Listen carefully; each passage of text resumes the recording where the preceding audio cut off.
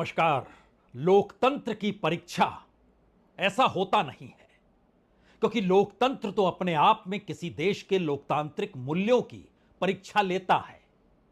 लेकिन ऐसा वक्त भी आ जाए जब लोकतंत्र की परीक्षा चुनाव से जुड़ जाए और चुनाव के परिणाम यह तय करने लग जाएं कि दरअसल लोकतंत्र सच्चा है या झूठा है।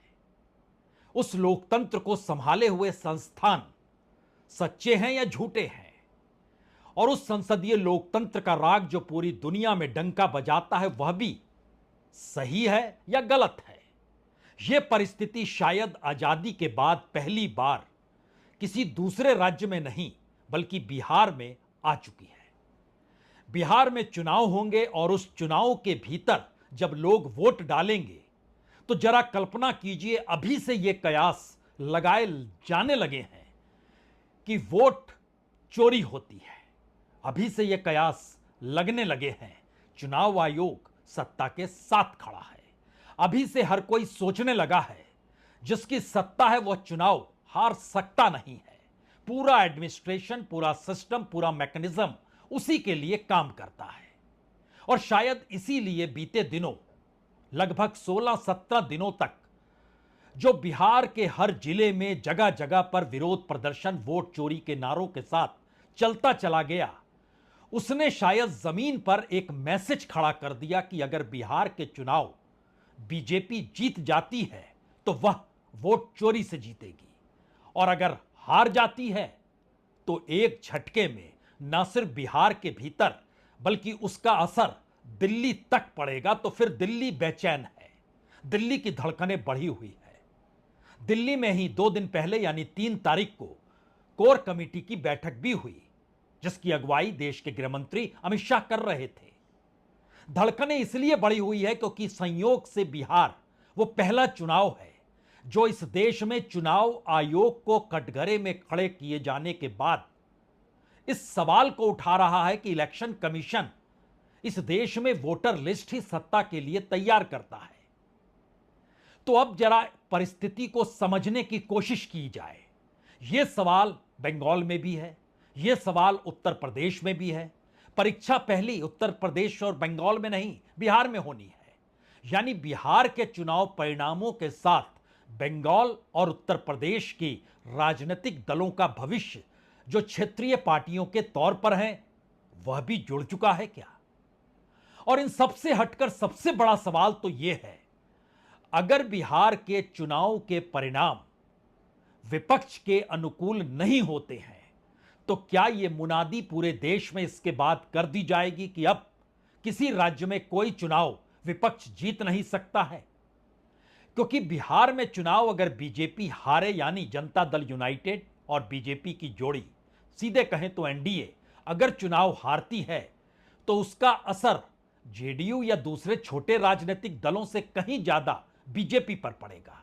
क्योंकि बीजेपी के भीतर की हलचल बड़ी तेज और बड़ी तीखी हो चली है।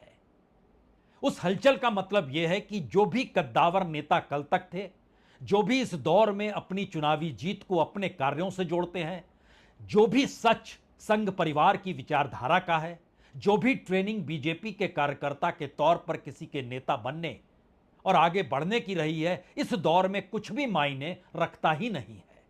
सिर्फ और सिर्फ एक ही चीज मायने रखती है कि इस दौर में दिल्ली में सत्ता संभाले हुए प्रधानमंत्री मोदी हैं और उनके साथ गृह मंत्री अमित शाह की जोड़ी है, जो आपको हर चुनाव में जीत दिला ही देगी। तो फिर आपकी क्या जरूरत, या फिर आपके बदले कल को कोई दूसरा होगा उसकी भी क्या जरूरत? वह तो दिल्ली तय करेगी किसकी कितनी जरूरत, और जिसकी जितनी कम जमीन पर पकड़ उसकी कहीं ज्यादा जरूरत। यह सवाल संघ के सामने भी है, और संघ के भीतर जो सवाल हैं उन सवालों का हश्र यह है कि इस दौर में बीजेपी का कोई अध्यक्ष चुना जाए या होगा या नहीं होगा, यह सवाल अब दूर की गोटी हो चली है। यानी इसका समाधान बिहार चुनाव से पहले निकल आएगा, कोई भी कहने को तैयार नहीं है कि हां ऐसा हो जाएगा। संघ अपने हिसाब से संगठन को चलाना चाहता है। संगठन और उसकी अगुवाई करने वाले नेता को दिल्ली की राजनीतिक सत्ता चुनना चाहती है, यानी अपनी उंगलियों और अपने इशारे पर उससे काम कराना चाहती है, क्योंकि मकसद एक ही है, चुनाव जीतना। तभी तो राजनीतिक दल बना। और राजनीतिक दल अगर चुनाव हारने के लिए किसी अध्यक्ष को बना दे और संगठन उस हिसाब से काम करने लगे, तो फिर पॉलिटिकल पार्टी का क्या मतलब है? यह संदेश और यह टकराव बहुत साफ है, लेकिन इसका एक दूसरा हिस्सा भी है। अगर बीजेपी की सत्ता ना रहे, मोदी शाह ना रहे, कोई दूसरी पॉलिटिकल पार्टी, कोई दूसरा नेता आ जाए, तो क्या संघ पर जितने हमले विपक्ष कर रहा है, उन हमलों से संघ बच जाएगा? संघ को तो खुले तौर पर कटघरे में खड़ा किया जा चुका है। विपक्ष के नेता राहुल गांधी पर 20 केस अलग अलग राज्यों में, अलग अलग अदालतों में संघ को लेकर ही ठोके गए हैं। और शायद इसीलिए बिहार चुनाव इतना महत्वपूर्ण हो गया है कि जो जानकारी निकल कर आ रही है, उसमें स्वयंसेवकों की टीम, वो झारखंड की है, वो बंगाल की है, वो हरियाणा की है, वो मध्य प्रदेश की है, वो दिल्ली की है, वो महाराष्ट्र की है, हर की दिशा इस वक्त बिहार की दिशा में जा रही है। यानी वोट चोरी एक मैसेज है, चुनाव जीत जाएंगे यह भी एक तरीका है, लेकिन लोकतंत्र पर से भरोसा उठना नहीं चाहिए। तो चुनाव क्यों जीते? वोट चोरी से नहीं जीते। कुछ ऐसे मुद्दे थे जो लोगों के जहन में रेंग रहे थे, और लोग ये कह रहे थे कि दरअसल विपक्षी राजनीतिक दलों ने जो किया वो सही नहीं किया। इसीलिए वो तमाम मुद्दे, चाहे वो बेरोजगारी से इससे पहले के हों, किसान मजदूरों के इससे पहले से हों, दिहाड़ी मजदूरों के इससे पहले से हों, इस देश के भीतर घटती आय को लेकर पहले से हों, बिहार के भीतर सबसे ज्यादा प्रवासी मजदूरों को लेकर हो, बिहार में किसी इंडस्ट्री के ना खुल पाने को लेकर हो, कोई मुद्दा काम करता नहीं है और कोई मुद्दा काम किया नहीं। लेकिन नया सवाल यह था कि दरअसल बीते 2-3 महीनों से जो हंगामा चुनाव आयोग को कटघरे में खड़ा करके बनाया जा रहा था, उसकी राजनीतिक जमीन इतनी बड़ी और व्यापक होने लग गई कि बीजेपी को अब ऐसे मुद्दे चाहिए, या उन मुद्दों के आश्रय यह बताने की ताकत चाहिए कि देखिए यही वो मुद्दा था। आप कह सकते हैं, कल जब बिहार बंद 5 घंटे का ऐलान किया गया, उस बिहार बंद के ऐलान के वक्त कांग्रेस के कुछ कार्यकर्ता और खास तौर से महिला कार्यकर्ता, क्योंकि प्रधानमंत्री मोदी की मां को गालियां दी गई, इस आरोप के साथ जो बंद का ऐलान हुआ और खुद प्रधानमंत्री ने पहल की, तो दरअसल यह चुनाव जीत के बाद उस शॉक एब्जर्वर का काम करेंगे, जहां पर जनता इस बात को समझ ही ना पाए कि दरअसल ऐसे भी मुद्दे थे जिन मुद्दों के आश्रय लोगों ने अपने मत को बदल दिया और बीजेपी चुनाव जीत गई। क्या यह संभव है? संभव तो है, क्योंकि जैसे किसान सम्मान निधि दी जाती है, तो औसतन इस देश के भीतर किसान सम्मान निधि सभी को नहीं मिलती है। 10 में से 4 गांव तक किसान सम्मान निधि पहुंचती है, 6 तक नहीं पहुंच पाती है। लेकिन 4 गांव का शोर इतना ज्यादा हो जाए कि 6 गांव की आवाज उसमें दब जाए, तो फिर हर किसी को किसान सम्मान निधि मिल रहा है। मुद्रा योजना इस देश के भीतर जितने करोड़ लोगों को बांट दी गई, अगर उतने करोड़ लोगों को रोजगार मिल गया, तो इस देश में बेरोजगारी होनी ही नहीं चाहिए। और इसीलिए बेरोजगारी की आवाज दबा दी जाती है, या दब जाती है, या उसको सामने आने ही नहीं दिया जाता है। और कहा जाता है मुद्रा योजना के तहत इस देश के 1-2 नहीं बल्कि 38 करोड़ लोगों को इससे लाभ हुआ है। तो फिर बचा कौन? और जो भी कल्याणकारी योजनाएं सरकार लेकर आती है, उसके दायरे में इस देश के अगर 5 किलो अनाज छोड़ भी दें, तो 58 करोड़ 58 करोड़ लोग तो उससे लाभ पा रहे हैं। तो फिर बचा कौन? यानी बिहार के भीतर 8 करोड़ वोटर, उस 8 करोड़ वोटर में से ज्यादा बीजेपी को वोट मिलता है, तो 1 करोड़, जो 1 करोड़ भी नहीं मिल पाता है। यह स्थिति बाकी राजनीतिक दलों की भी है। तो अगर 1 करोड़ वोट मिल रहे हैं बीजेपी को, तो उसके बाद क्या मायने रखेगा? दूसरी पॉलिटिकल पार्टीज को 1 करोड़ से ज्यादा वोट मिलते नहीं हैं। वो आरजेडी हो, वो जेडीयू हो, वो कांग्रेस हो, वो सीपीआईएमएल हो, वो कोई भी पार्टी हो, XYZ, क्योंकि वहां पर वोटिंग परसेंटेज भी कम होता है और कमोवेश 50% लोग वोट डालते ही नहीं है, तो और काम आसान हो गया।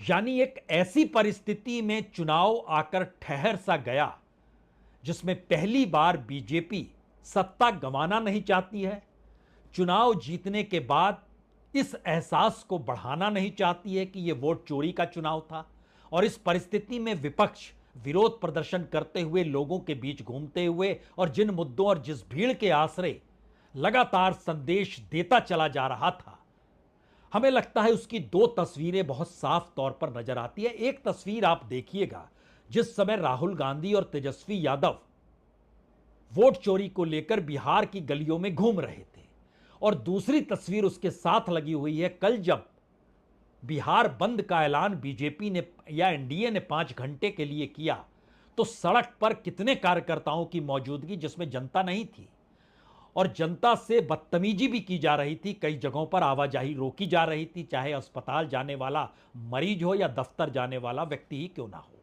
लेकिन फिर भी इन दो तस्वीरों को देखकर एक छवि आपकी आंखों के सामने बहुत साफ तौर पर आएगी कि अब बिहार हारे तो सरकार गई, जीते तो वोट चोरी साबित हो जाएगी। शायद यह तस्वीर इस बात को बतला देती है।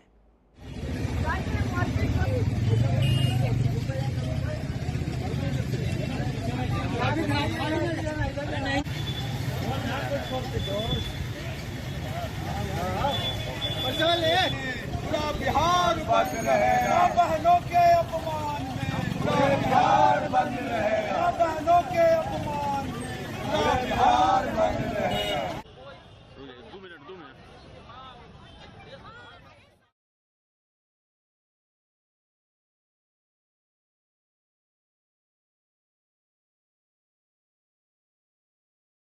इन दो तस्वीरों को देखते वक्त आप तो यही सोच रहे होंगे, इंडिया गठबंधन मजबूत है, लोगों की भीड़ है, लेकिन यह वोट में तब्दील होगा नहीं।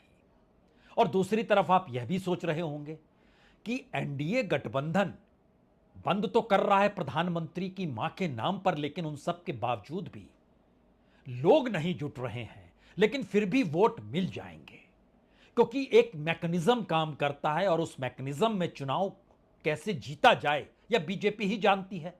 अब इन दोनों तस्वीरों के बीच में आप खड़े होकर सोचना शुरू कीजिए।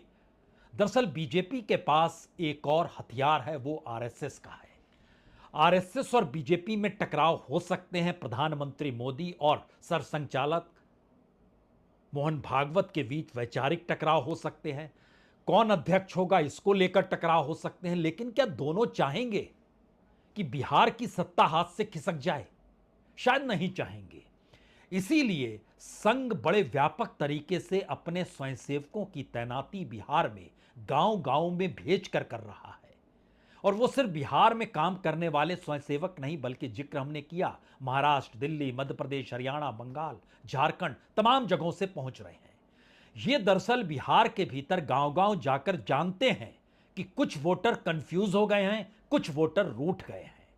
तो जो कंफ्यूज है उनको तो पटरी पर लाया जा चुका है या लाया जा सकता है, लेकिन जो रूठ गए हैं उनको कैसे लेकर आएंगे? तो उसका एक तरीका बहुत साफ तौर पर निकाला गया है। 1 बार, 2 बार, 3 बार, 4 बार, 5 बार, जितनी बार हो सकता है आप उनसे मुलाकात कीजिए, उनके पूरे अंदर के आक्रोश को बाहर आने दीजिए, वो आपको जितना निशाने पर लेते हैं लेने दीजिए। यानी संघ का संयम स्वयंसेवकों के जरिए गांव-गांव जब घूमेगा, तो क्या वाकई वह एक ऐसे स्थिति को क्रिएट कर देगा जहां पर बीजेपी या एनडीए से रूठे हुए लोग झटके में बीजेपी के साथ खड़े हो जाएंगे? और अगर खड़े नहीं भी होंगे तो भी यह मैसेज तो कन्वे हो जाएगा कि देखिए हमने काम किया और संघ की सहमति थी। यहां पर 2-3 सवाल और हैं। बिहार के भीतर इस वक्त जाति जनगणना जो नीतीश कुमार ने कराई, और जिस जाति जनगणना का जिक्र राहुल गांधी कर रहे हैं, क्या उसके समानांतर हिंदुत्व फिर से उभार पा सकता है? यह पहला सवाल स्वयंसेवकों के सामने है। दूसरा सवाल है कि एक वक्त लालू यादव के सत्ता जब थी, उस वक्त को जंगल राज के तौर पर जो डेफिनेशन दी गई और इस दौर में जो लगातार हत्याएं गड़बड़ियां हो रही थी उसको जंगल राज ना माना जाए, बल्कि नीतीश के सुशासन और गवर्नेंस के तौर तरीकों से जोड़ा जाए। क्या यह संभव हो पाएगा? जो लूट हुई बिहार के भीतर में और जो बिहार में मौजूदा वक्त में जरूरतें हैं, तो लूट से हटकर उन जरूरतों को उभारा जा सकता है जिन जरूरतों को सरकार की वेलफेयर स्कीम के जरिए पूरा किया जा रहा है। स्वयंसेवकों के सामने यह भी सवाल है। जो राहुल गांधी घूम रहे थे और जब वो तेजस्वी के साथ और लालू यादव के साथ नजर आते हैं तो इसमें दो सवाल बड़े हो जाते हैं, एक घुसपैठ का और एक मुस्लिम का। इन दोनों सवालों को उभार कर क्या कांग्रेस या राहुल गांधी जिस रास्ते पर भारत जोड़ो यात्रा के बाद से अपनी छवि को सुधार रही थी उसमें डेंट किया जा सकता है इस मुस्लिम और घुसपैठ के शब्द के आसरे? स्वयंसेवक इस दिशा में भी बढ़ेंगे। यानी यह एक पूरी प्रक्रिया है जो स्वयंसेवकों के सामने मिशन के तौर पर बिहार में है। और दूसरी तरफ दूसरा सवाल बीजेपी के भीतर का है कि उसे कम से कम इस दौर में चुनाव के परिणाम जो उसके अनुकूल आएंगे, क्योंकि नेताओं के भीतर कुछ सवाल अब भी बिहार के अंदर को लेकर है कि दरअसल यहां की परिस्थितियां जितनी नाजुक आर्थिक और सामाजिक तौर पर है, उसमें नीतीश कुमार सरीखा व्यक्ति जो 2 दशकों से ज्यादा वक्त से मुख्यमंत्री है, उसी के कालखंड में अगर ऐसी स्थिति है तो क्यों नहीं बदलना चाहिए? इस सवाल का जवाब कौन कैसे किस रूप में देगा? उसमें एक नया नाम प्रशांत किशोर का जुड़ता है। प्रशांत किशोर नई राजनीति के साथ उनकी एंट्री होती है। उस नई एंट्री के साथ उनके भीतर के जो सवाल हैं वह किसी भी शहरी मिजाज के लोगों को बहुत प्रभावित करेंगे। ग्रामीण लोगों को इसलिए प्रभावित नहीं करेंगे क्योंकि उन्होंने जगन्नाथ मिश्रा के दौर की प्रक्रिया, बिंदेश्वरी दुबे, लालू यादव और राबड़ी देवी, फिर नीतीश कुमार, इन सारी परिस्थितियों में उनके अपने जीवन में कोई बदलाव नहीं आया। राजनीतिक सत्ता के इर्द गिर्द लोगों की जिंदगी अच्छी हो गई, आर्थिक तौर पर वो संपन्न हो गए, जो सत्ता से जुड़े परिवार थे उनको लाभालाभ मिला। सिर्फ जातियों का खेल ये हो गया कि जातियों को लेकर एक सहूलियत थानों में मिलने लग गई। जिस जाति की सत्ता होगी उस जाति से जुड़े लोगों को पुलिस कहीं परेशान नहीं करेगी। यह स्थिति उत्तर प्रदेश के भीतर भी रही है। यानी एक ऐसी परिस्थिति के भीतर बिहार की पूरी राजनीति और सामाजिक परिक्षेत्र आकर खड़ा हो गया जो राजनीति को सामाजिक स्थितियों से जोड़ता है और सामाजिक परिस्थितियों को राजनीति का हिस्सा बना देता है। और शायद इसीलिए कल जब बंद हुआ तो उसमें जो बीजेपी के अध्यक्ष हैं दिलीप जायसवाल, जिनकी आंखों से टप टप टप टप आंसू तो नहीं गिर रहे थे लेकिन फिर भी वो गिराने की कोशिश कर रहे थे और बंद का असर जो बेअसर था, ऐसे में दिलीप जायसवाल हो या तेजस्वी यादव हो, उन्होंने एक मैसेज अपने तौर पर जो देने की कोशिश की वो बहुत साफ था कि बीजेपी बिना प्रधानमंत्री के नाम और चेहरे के राजनीति बिहार में कर नहीं सकती है। और तेजस्वी ये मैसेज दे रहे हैं कि दरअसल बीजेपी की राजनीतिक जमीन खत्म हो गई है। सुनिए जरा। गठबंधन के मंच से इस देश के यशस्वी प्रधानमंत्री श्री नरेंद्र मोदी जी के स्वर्गीय माता जी को अब इस दुनिया में नहीं रही और जिनको राजनीति से कोई मतलब नहीं था, उनके माता जी को जिस तरह से अभद्र गाली उनके मंच से देने का काम किया गया और मंच पर सभी नेता मौजूद रहे। आज पूरा बिहार के एनडीए के कार्यकर्ता पूरे बिहार को 5 घंटा बंद का आह्वान किए थे। सुपर फ्लॉप रहा। एक भी आम आदमी का समर्थन भाजपा और एनडीए को नहीं मिला, बल्कि भाजपा के लोगों ने गुंडागर्दी जो है सड़कों पे की, महिलाओं के साथ बदतमीजी की गई, टीचरों के साथ बदतमीजी की गई, एम्बुलेंसों को रोका गया, जबरन जो है आम नागरिकों को तकलीफ पहुंचाया गया। ये सारा दृश्य जो है आज बिहार बंद में सामने आया। लेकिन सवाल बिहार की अंदरूनी राजनीति का नहीं है। सवाल तो बिहार की अंदरूनी राजनीति और उससे होने वाले चुनाव और चुनाव के आसरे पहली बार भारत के संसदीय लोकतांत्रिक परिस्थितियों में चुनाव ही एकमात्र ऐसी स्थिति है जिसके जरिए दुनिया यह कहती है कि भारत दुनिया का सबसे बड़ा लोकतांत्रिक देश है, क्योंकि 8 करोड़ वोटर और पूरे देश में 100 करोड़ वोटर। अगर इस देश में बिहार के भीतर वोटर लिस्ट को लेकर जो सवाल अभी भी उठ रहे हैं, और ये सवाल 30 सितंबर तक उठेंगे, जिस दिन फाइनल वोटर लिस्ट सामने आएगी। फाइनल वोटर लिस्ट आने के बाद क्या वाकई इंडिया गठबंधन या सीधे कहें आरजेडी इस हकीकत को समझ पाएगी कि उसने जो पूरा विरोध प्रदर्शन किया बिहार में एसआईआर को लेकर, उस विरोध प्रदर्शन का लाभ भी बीजेपी इस तर्ज पर तो नहीं उठा ले जाएगी, या चुनाव आयोग इस तर्ज पर तो नहीं उठा ले जाएगा कि वो कहेगा आपको विरोध करना था कर दिया, आप जनता के बीच जाना था चले गए, आप सुप्रीम कोर्ट जाना था चले गए, सुप्रीम कोर्ट को जो दिशा निर्देश देनी थी दे दिया गया, उसके बावजूद तो चुनाव हम जीत गए। तो क्या ये वोटर लिस्ट की पूरी प्रक्रिया और वोटर लिस्ट के विरोध की पूरी प्रतिक्रिया, इन दोनों के बीच चुनाव जो हो रहा है वो सही है, ये मैसेज क्या बीजेपी देगी? और ये सही नहीं है, क्या इसके बाद ये मैसेज इंडिया गठबंधन इस स्थिति में आकर खड़ा हो सकता है जिसका जिक्र गाए बगाए तेजस्वी यादव कर रहे थे कि हम तो चुनाव ही नहीं लड़ेंगे, हो सकता है हमें बायकॉट करना पड़ जाए। तो शायद तेजस्वी यादव के लिए एक संदेश तो जाता है यहां पर कि अगर बीजेपी ने चुनाव आयोग के जरिए मैनेज कर लिया है तो आपने अपने विरोध प्रदर्शन के जरिए उस चुनाव को लेजिटिमाइज कर दिया, उसको एक मान्यता दे डाली। अब आप क्या करेंगे? कोई बड़ा निर्णय तो लेना पड़ेगा, क्योंकि राहुल गांधी ने जब दिल्ली से लोकसभा चुनाव बेंगलोर सेंट्रल के भीतर एक महादेवपुरा की जो सीट का पूरा आकलन किया था, वो मैसेज इस देश के भीतर चुनाव कराने वाली संस्था इलेक्शन कमीशन की उस भूमिका को लेकर था जिसके मातहत वह सिर्फ और सिर्फ बीजेपी को जिताने का काम करती है। वो मैसेज बड़ा था।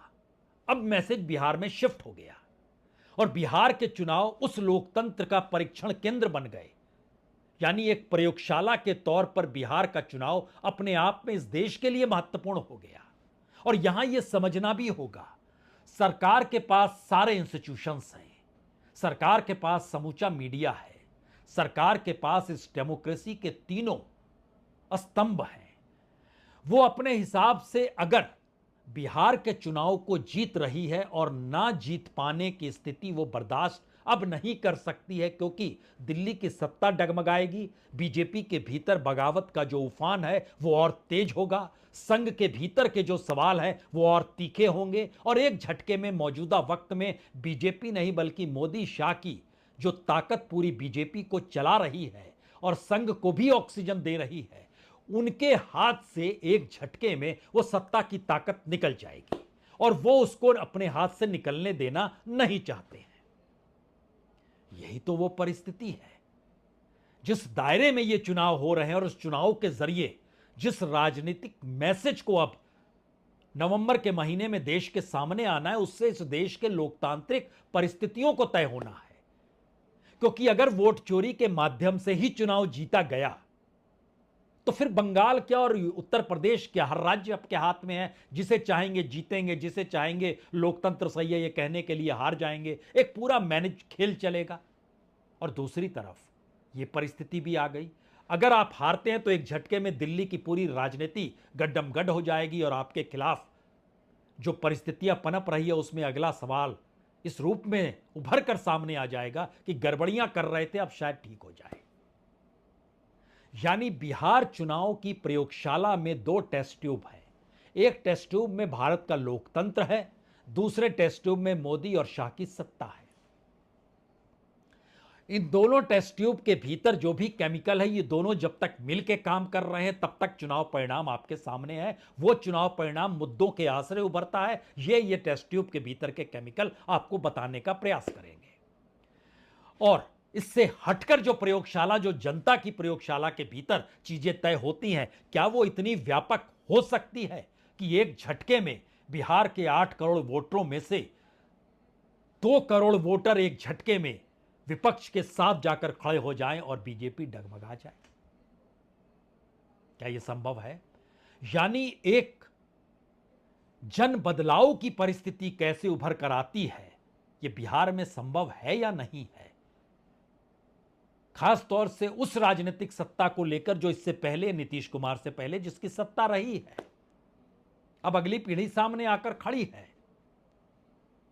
और बिहार की इस पूरी लकीर के भीतर आपको तमाम राजनीतिक दलों के नेता किसी न किसी विरासत से जुड़े हुए नजर आएंगे, जो अपने इससे पहले की जो सत्ता जिनके पास थी, वो पिता हो, भाई हो, कोई हो, वहां से निकलकर आए हुए हैं। वो आप किसी का नाम ले सकते हैं, वो तेजस्वी यादव का नाम लीजिए, सम्राट चौधरी का नाम लीजिए, रामविलास पासवान जी के बेटे का नाम लीजिए, चिराग पासवान का नाम लीजिए। प्रशांत किशोर एक अलग लकीर जरूर खींच रहे हैं, लेकिन क्या प्रशांत किशोर बिहार की उस बिसात को पलट पाने में सक्षम हो पाएंगे जिस बिसात पर जातियां रेंगती हैं, जिस बिसात पर हिंदुत्व के खोखले नारे रेंगते हैं, जिस बिसात के आश्रय जातियों का टकराव भी चलता है, और जिस समीकरण के आश्रय बिहार की गरीबी, बिना इंडस्ट्री के होना, आगे ना बढ़ पाने की प्रवृत्तियां, ये सारी चीजें चल रही हैं, क्या वो पूरी बिसात पलटी जा सकती है या नहीं पलटी जा सकती है? तो आप यह भी कह सकते हैं शायद बिहार में इस बात का भी परीक्षण होना है, यानी इस प्रयोगशाला में एक हिस्सा वह भी है जो पारंपरिक राजनीति को धराशायी करने पर तुला हुआ है। आखिरी सवाल, क्या वाकई विपक्ष वोट चोरी के तरीकों को जिस तरह उठाते हुए बिहार की सड़कों पर चला, जिस तरीके से बिहार में वोटर लिस्ट की तैयारी हो रही है,